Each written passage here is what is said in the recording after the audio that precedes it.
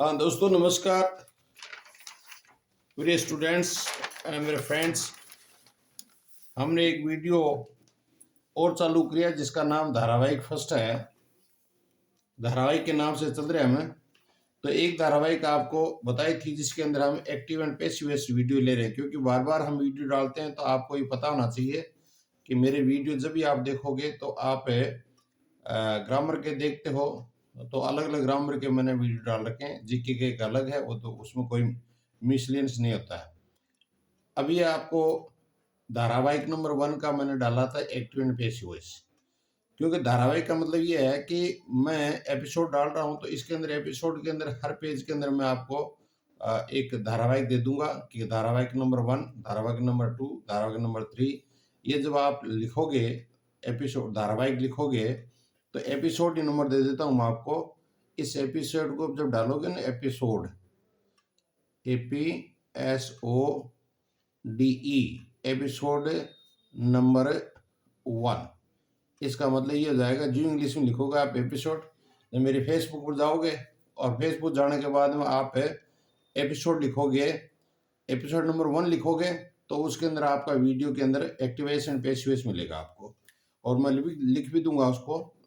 तो कल आपको मैंने बताया था, जैसे 3 तारीख को बताया था मैंने कि आप भी इसको समझना, start understanding. Okay, activation and passive voice.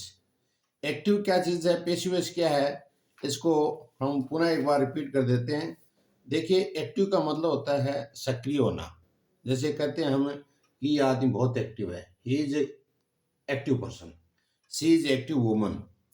तो इसी तरह से एक्टिव को हमें, इसका स्पेशल क्या चीज़ है कि जब वाक्य में सब्जेक्ट यानी कर्ता सक्रिय हो, उसे हम एक्टिव सेंटेंस कहते हैं इंग्लिश में। वाक्य के अंदर जो सब्जेक्ट होता है उसमें, जैसे हमने लिखा सब्जेक्ट हेल्पिंग वर्ब, उसके बाद हमने लिखा मैन वर्ब, इसके बाद लिखा ऑब्जेक्ट। तो ये जो सब्जेक्ट होता है जब वाक्य के अंदर एक्टिव होता है, क्योंकि यही काम करता है सक्रिय, ये सबसे पहले सेंटेंस में लिखा जाता है, तो इसका मतलब ये समझ लो कि सब्जेक्ट है वो सक्रिय है, एक्टिव है, और इसीलिए इसको एक्टिव सेंटेंस बोलते हैं। तो जैसे इंग्लिश में मैंने लिखा है when subject in sentence is active to understand work on object, जो ऑब्जेक्ट होगा उसके ऊपर काम करने के अंदर सक्रिय रहता है, क्योंकि सब्जेक्ट जो भी काम करता है वो ऑब्जेक्ट के ऊपर करता है, और क्रिया उसकी जो होती है वो कर्म करने की क्रिया होती है। तो थ्रो वर्ब, वर्ब के द्वारा वो एक्टिव होता है क्रम के ऊपर, तो इसलिए उसको हम एक्टिव सेंटेंस कहते हैं। जैसे हमने एक उदाहरण ले लिया कि जैसे Ram writes him a letter, तो यहाँ राम है वो सब्जेक्ट है, राइट्स है वो मैन वर्ब है, ऑब्जेक्ट नंबर 1 है, ऑब्जेक्ट नंबर 2 है। तो राम किसके ऊपर एक्टिव है, हिम के ऊपर है, ऑब्जेक्ट के ऊपर है, और किसके द्वारा है, राइट्स के द्वारा है। तब ऑब्जेक्ट नंबर 2 अलग बात है, तो एक्टिव कौन हो गया, राम हो गया। तो इसका मतलब ये एक्टिव सेंटेंस है। अब जैसे पैसिव सेंटेंस का क्या होता है, जो वाक्य में कर्ता यानी सब्जेक्ट निष्क्रिय हो जाता है, इनएक्टिव हो जाता है। इनएक्टिव अपोजिट का, एक्टिव का अपोजिट क्या होता है, इनएक्टिव। जब निष्क्रिय हो जाता है, लेकिन काम तो करता है वो, लेकिन निष्क्रिय होकर काम करता है, तो उसमें वर्ब के अनुसार कार्य करता है, उसे पैसिव कहते हैं। जैसे एक उदाहरण के तौर पर आप ये मानिए कि एक आदमी है, बहुत एक्टिव है, चलने में, भागने दौड़ने, उसका पैर फ्रैक्चर हो गया, और वो जाकर के डॉक्टर के पास जाता है और उसके बैंडेज पट्टा प्लास्टर बांध देता है। फिर 2 महीने बाद डॉक्टर के पास जाता है तो वो उसका प्लास्टर निकाल दे, अलग कर देता है, और फिर कहता है कि आप जाओ। तो वो 2 दिन बाद फिर जाता है वो डॉक्टर के पास, साहब मेरे से पैर तो सीधा ही नहीं हो रहा है। तो वो कहता है कि पेशिव एक्सरसाइज करो। पहले तो वो भाग रहा था पैरों के पान, और उसके बाद में किस पर निर्भर हो गया, वो बैसाखी पर हो गया, क्योंकि बैसाखी दे दी डॉक्टर ने पट्टा निकालने के बाद में, तो वो किसके ऊपर निर्भर हो गया, बैसाखी पर हो गया। तो इसलिए उसको कहते हैं पेशिव, दो दूसरे पर निर्भर हो जाता है, काम तो वही करेगा। तो इसको जब वाक्य में कर्ता यानी सब्जेक्ट निष्क्रिय हो जाता है तो उस वर्ब के कार्य करता है, तो उसे हम पैसिव सेंटेंस कहते हैं। अब इस एक्टिव सेंटेंस को पैसिव बनाना है, क्योंकि उस पेशेंट को हमने पैसिव बन गया वो। अब वो बैसाखी लेकर के थोड़े दिन डॉक्टर कहेगा एक्सरसाइज करो धीरे धीरे धीरे धीरे धीरे धीरे, तो तुम तेरा पैर भी ठीक हो जाएगा, तो चलना शुरू है। तो वो आदमी पेशी वॉइस से कहाँ चला गया, एक्टिव वॉइस में चला गया, काम तो कर रहा है। तो अब इसके अंदर he is written a letter by him, he is written a letter by Ram, इसको पेशी वॉइस में बनाया। इस सेंटेंस में हमें क्या क्या करना पड़ा। नंबर एक कि he is written a letter by Ram, तो वो तो कहता है राम ने उसको एक लेटर लिखता है और उसको राम के द्वारा लेटर लिखा जाता है। तो इसे हमने चेंज क्या फाइंडिंग्स क्या मिली इस सेंटेंस से, हमें ये मिला कि ऑब्जेक्ट था, जो ऑब्जेक्ट हिम था उसको यहां हमने ही बना दिया। तो इसका मतलब एक नियम हुआ कि ऑब्जेक्ट को सब्जेक्ट में बदल दो पैसिव वॉइस बनाते समय, ठीक है। एक्टिव सेंटेंस आएगा परीक्षा में, पैसिव वॉइस बनाना है। दूसरा क्या मिला अपने को कि सब्जेक्ट को ऑब्जेक्ट में बदलो, तो ये जो राम था वो कहां चला गया, ऑब्जेक्ट बन गया ना। अब उसके बाद में क्या फाइंडिंग मिला अपने को कि मेन वर्ब के थर्ड फॉर्म लगा दो, यहाँ राइट्स यहाँ रिटर्न हो गया, थर्ड फॉर्म होगी। तीन चीज मिल गई अपने को। उसके बाद कहता ऑब्जेक्ट के पहले बाय का प्रयोग कर दो, ये ऑब्जेक्ट राम था, राम ऑब्जेक्ट बन गया, तो इससे पहले बाय का प्रयोग कर दो। ऑब्जेक्ट नंबर 2 को अपनी जगह वैसे के वैसे लिख दो, तो ए लेटर 2 नंबर था वैसे वैसे लिख दिया। उसके बाद टेंस चेंज मीन से हेल्पिंग वर्ब बदलनी है, तो यहाँ प्रेजेंट इंडेफिनिट टेंस था, यहाँ हमने इज लगा दिया, तो ये टेंस बदल गया। तो हम लोगों को ये परमानेंट नियम मिल गए। क्या मिल गया कि ऑब्जेक्ट को बना दो सब्जेक्ट में और सब्जेक्ट को बना दो ऑब्जेक्ट में, मेन वर्ब के थर्ड फॉर्म लगा दो, ऑब्जेक्ट से पहले बाय का प्रयोग कर दो। ये तो हो गए परमानेंट नियम, ये तो परमानेंट रूल हो गए। क्या हो गए, परमानेंट रूल हो गए, इनको हमें बदल नहीं सकते, इसके मुताबिक अपने पेशवेश बनाना है। अब एक ही चीज अपने को सीखनी है, या तो कोई प्रोनाउन आ जाती उसको कैसे बदलेंगे, और या कोई टेंस आ जाता है तो उसको हमें कैसे बदलेंगे। तो प्रोनाउन चेंज, अब हमें क्योंकि ये टेंस बदल गया ना, टेंस नहीं बदला है लेकिन उसका रूप बदल गया, अब हमें इसको सीखते हैं अलग तरीके से। ये तो पीछे का हमने रिवीजन किया है, गॉट माय पॉइंट। अब आप देखिए कि हमने एक चीज सीखी है कि अब इसके हमें नियमों को एक एक मतलब नियम को देखेंगे। उससे पहले हमें एक टेबल तैयार करनी है। क्या तैयार करेंगे, आप करोगे प्रोनाउन की टेबल।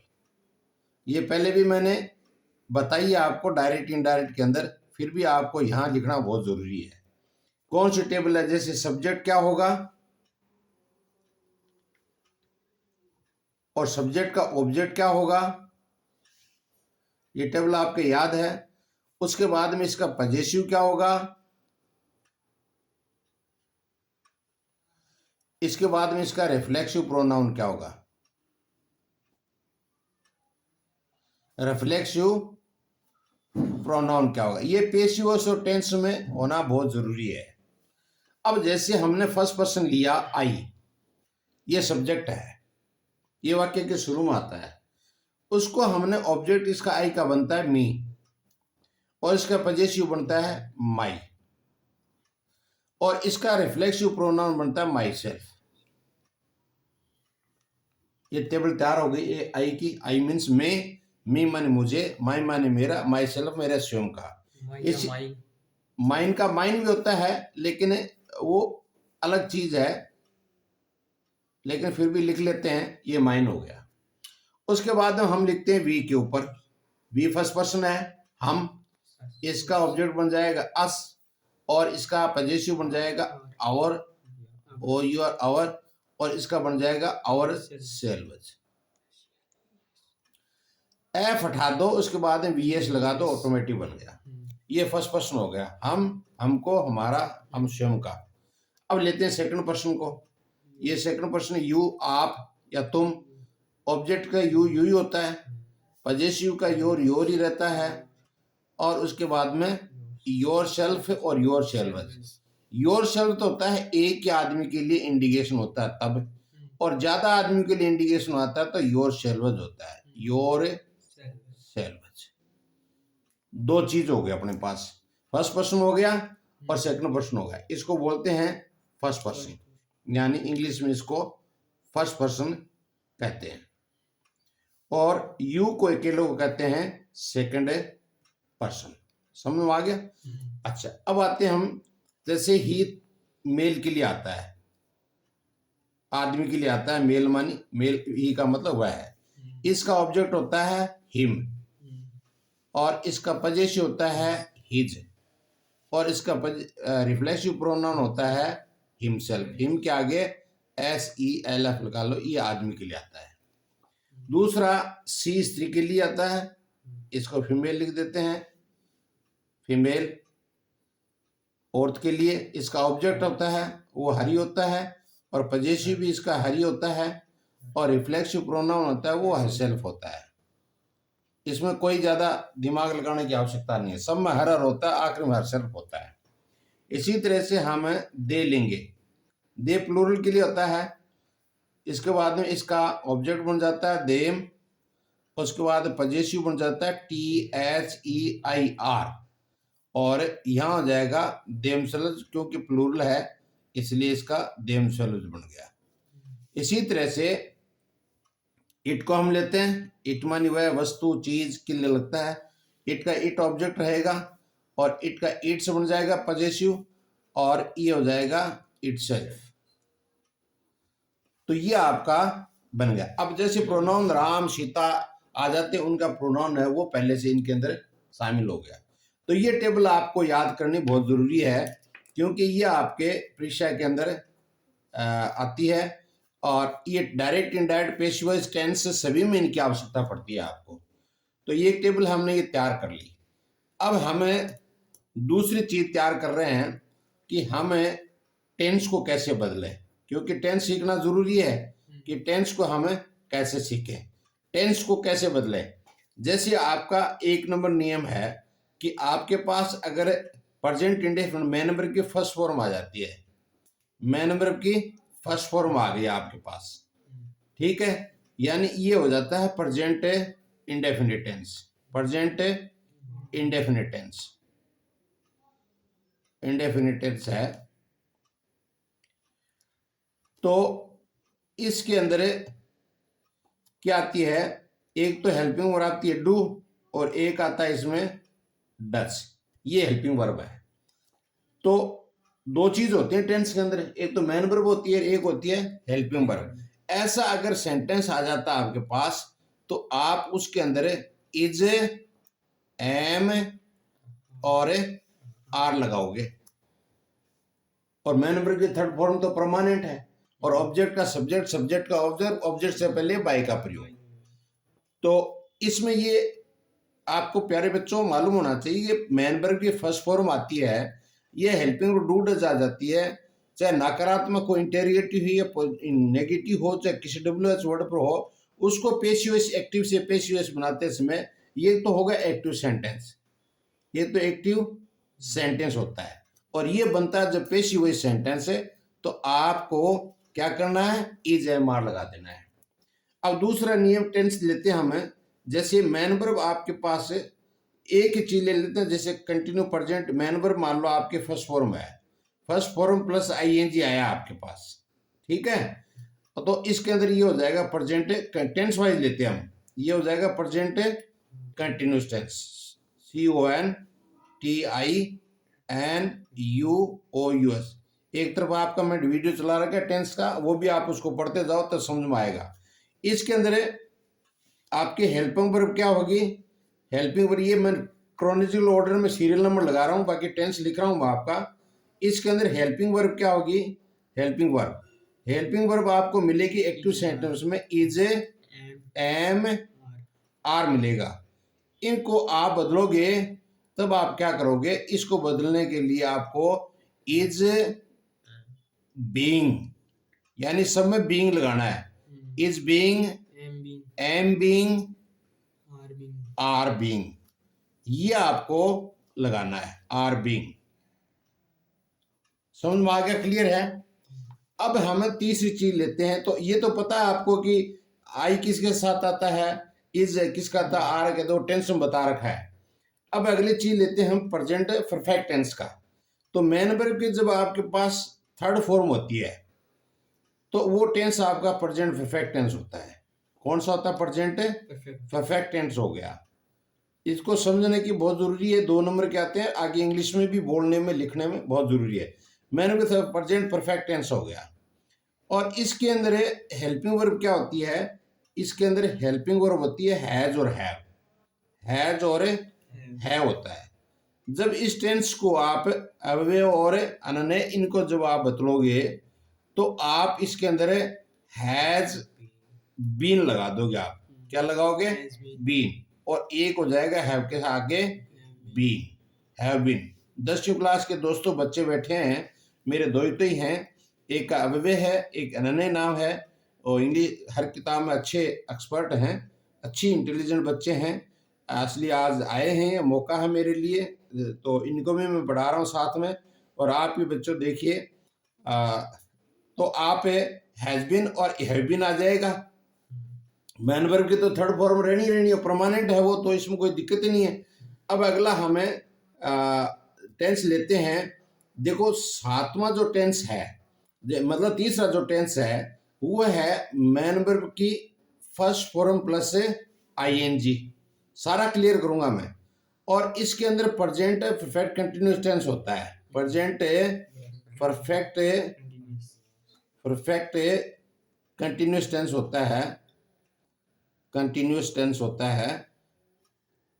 तो दोस्तों इसके अंदर हेल्पिंग वर्ब होती है आपकी हैज बीन और हैव बीन होता है। अब प्यारे दोस्तों, प्यारे बच्चों, आपको एक चीज देखने को मिली कि यहां पहले से बीन लगा हुआ है, पहले से बीन लगा हुआ है। और जब फर्स्ट फॉर्म प्लस आईएनजी आता है तो हम उसके साथ बी प्लस आईएनजी लगा देते हैं। तो बी तो यहाँ आ रहेगी, अब इसके साथ आईएनजी लगाएं किसके साथ? नहीं लगेगी ना। तो इसके अंदर कोई किसी प्रकार का कोई चेंज नहीं होगा। ये ध्यान रखना है कि बीन आ गया या बीइंग आ गया तो इनका कोई भी टेंस यानी पैसिव बनाते समय किसी प्रकार का चेंज नहीं होगा। तो अब आपका ये वीडियो नंबर आपका धारावाहिक है, यानी धारावाहिक लिख देता हूं, और साथ में आपको मैं एपिसोड भी लिख देता हूं। धारावाहिक नंबर 2 और वीडियो नंबर 2 एक्टिवेस पेशवेज का है, और ये टेबल है। और ये भी आपके समझ में आना चाहिए कि यहाँ मैं लिख देता हूँ ताकि आपको और समझ में आ जाए। Active and passive voice, passive, ये मैंने आपको चालू कर रखा है। अब आपको इसको कंटिन्यू रखते हुए हम अगला टॉपिक लेते हैं। इसी में हम 2 वीडियो होंगे तो 2 वीडियो डाल देंगे हम आपको। देखो मैं सबसे पहले मेरा नाम लिखता हूं ताकि आपको मेरे वीडियो में पता चल जाए कि ओंकारमल खिचड़, और बाकी आपको मैंने पहले डाल रखा है। ये मैं इसका नाम इसी टॉपिक में कंटिन्यू है, धारावाहिक नंबर 3, ताकि आपको कोई शंका ना हो। और इसको मैं इंग्लिश में लिख देता हूं एपिसोड नंबर 3, और लिख देता हूं इसमें एक्टिव एंड पेसिव वॉइस। क्या हो गया? Passive voice, passive voice. और टेंस चेंज हो रहे हैं, चेंज ऑफ टेंस। इसमें आपको क्लियर पता चलता रहेगा कि कंटिन्यू कर रखा है। अब देखिए आप, यहां हमने प्रेजेंट परफेक्ट कंटिन्यूअस टेंस तक ले लिए, प्रेजेंट के टेंस के ले लिए ना। अब लेंगे हम पास्ट टेंस का। अभी लिख देते हैं पास्ट टेंस, ये पास्ट टेंस होगा, इसका बनाते हैं हम। इसमें देखिए आप कि जब भी मैं पेज डालता हूं तो आप उसको देख लीजिए। जैसे मैन वर्ब आ गई आपकी, मैन वर्ब आ गई, उसमें आपको अगर मैन वर्ब की सेकंड फॉर्म है, और दूसरा आपकी जैसे हेल्पिंग वर्ब आपकी, उसमें आपको डिड मिला है। क्या मिला है? डिड मिला है। इसको चेंज करने के लिए आपको क्या करना पड़ेगा? वाज और वर्ड लगाना पड़ेगा।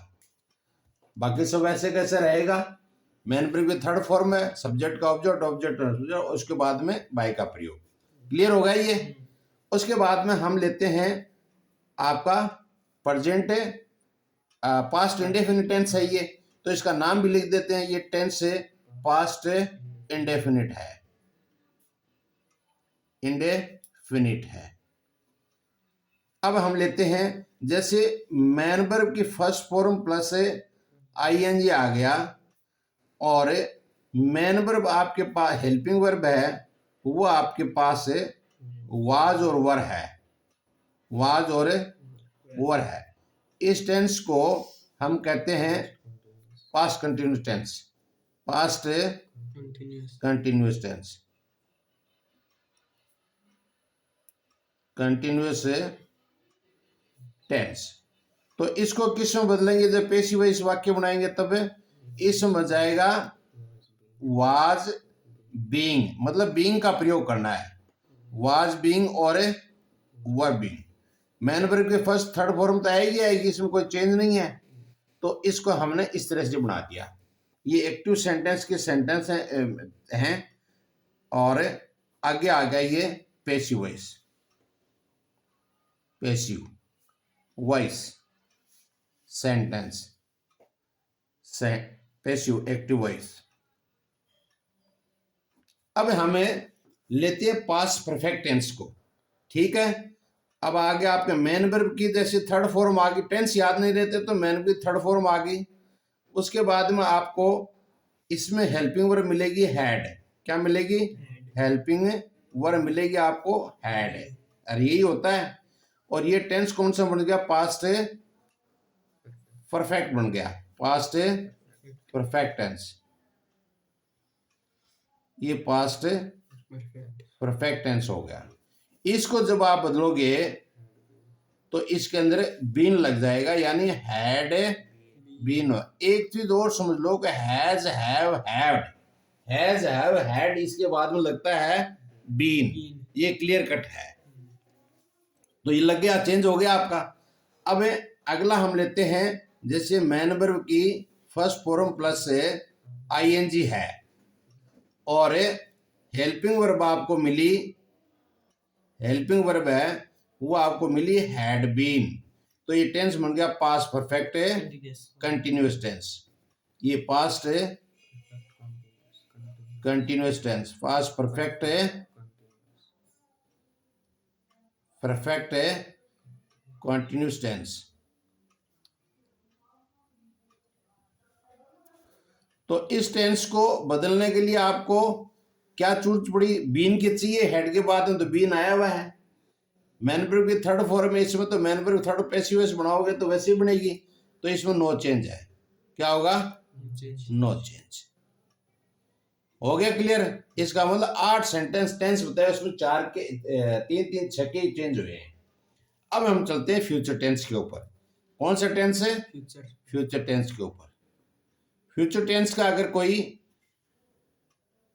सेंटेंस को पैसिव वॉइस बनाते हैं तो उसमें क्या करेंगे हम, चलो इसको लिखते हैं हमें, जैसे मैन वर्ब की फर्स्ट फॉर्म है, ठीक है, और उसके बाद में मान लो हेल्पिंग वर्ब है, वो आपके पास विल आया है और शैल आया है, इसका मतलब ये फ्यूचर इंडेफिनिट टेंस हो गया, फ्यूचर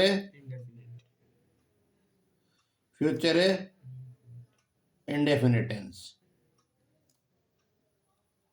फ्यूचर इंडेफिनिट टेंस आ गया तो इसके अंदर विल बी हो जाएगा, बी लगाना है, विल बी और शैल बी, चेंज हो गया, क्लियर है। अब उसके बाद में अगला लेते हैं हमें आपका मैन वर्ब की आपके पास फर्स्ट फॉर्म में प्लस आईएनजी लगा हुआ है और उसके बाद में हेल्पिंग वर्ब आपके पास है, मान लो विल बी होगा फ्यूचर इंडेफिनिट कंटिन्यूअस में और शैल बी होगा, ये टेंस बन गया कौन सा, फ्यूचर कंटिन्यूअस टेंस बन गया, ये फ्यूचर कंटिन्यूअस टेंस।